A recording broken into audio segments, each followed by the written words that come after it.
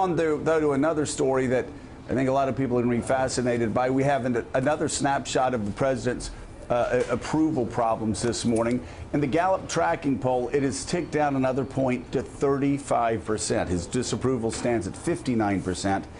And Nate Cohn of the New York Times tweeted something interesting yesterday. He said that 35% now means he's essentially down to his core fans, noting that Trump's Gallup favorability rating was usually in this range during the general election.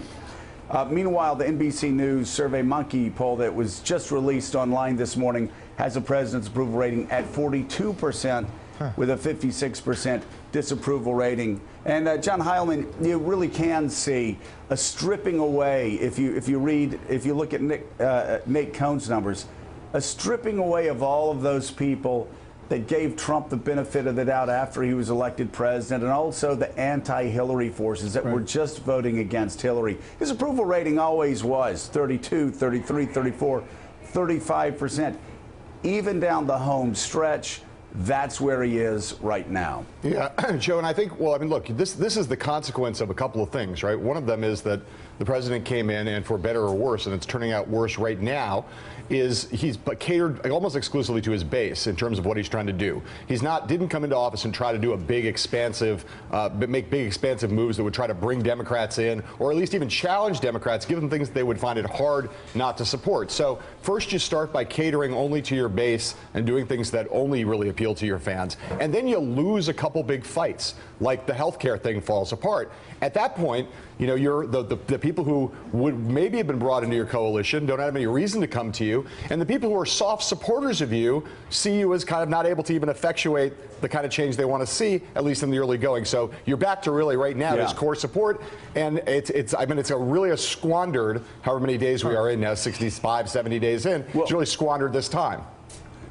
Yeah, John Heilman, what's so confounding to a lot of people, Rich Lowry actually, I had a great op-ed in Politico, and we'll get to that in a moment, but Rich Lowry said Trumpism hasn't failed, Trumpism hasn't been tried. Right. And what Lowry points out and underlines is that he's gone hard right. He has gone to the hard right Republican base that ran against him, that he ran against, and Elise, that Paul Ryan deliberately ran against. Ryan came up with his own platform for House Republicans to run on, which was against Trumpism.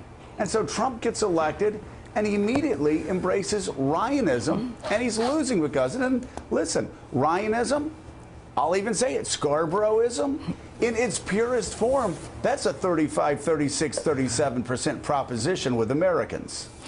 Well, I would say that he embraced Ryanism in the sense of the health care bill, but overall it's been a really Breitbartian tone of aggressiveness against the media, against any of his enemies, just a harsh tone of, you know, calling out everyone who is anti and not really trying to bring anyone into the process. And so I think that for a lot of Trump supporters who, you know, they just get frustrated with all of the antics constantly and the constant distractions and the tweets and everything that's just not, you know, building a better America, but is, you know, him nurturing his own petty grievances. So I just think that even his big supporters can be very frustrated with his governing tone so far.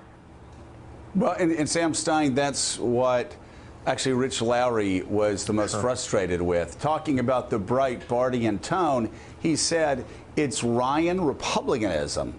It's rigid orthodox Republicanism with fiery tweets. Yeah. So he has the worst of both worlds. He passes, and again, Lowry, you know, he's a very conservative guy, and he's a very well-respected editor of the National Review. But even Rich was saying this guy's first big bill, he's cutting benefits for millions and millions of Americans in exchange for you know, $1 trillion in tax cuts for the rich. That's not going to appeal to Donald Trump's voters in Wisconsin. Well, first of all, I like the idea of putting ism at the end of everything. So here's some Steinism for you. Yes. I think all this is right, but we have, and all this is related to why Trump's polling at 35%, right? I mean, he's doing policies, he's advocating policies like a health care bill that virtually no one wants. I mean, that was polling at 17%. When you lean into a policy that polls that poorly, naturally it will, you know, drag you down too. But I think what we are not really emphasizing enough is that Trump is responsible for this. You know, Trump is responsible for this. He embraced an agenda that wasn't what he ran on, to the disappointment of some people. And then he sends out bizarre tweets all the time that create this controversy that constantly surrounds him. I mean, I don't think he would be polling at 35% if he hadn't stirred up a controversy about wiretapping Trump Tower, if he wasn't constantly badgering the media, if he wasn't calling Chuck Schumer the head clown. I mean, all of these things are cumulative, and all of them affect Trump. No one thinks he's acting presidential, and henceforth you have 35% approval rating. That is some Steinism for you.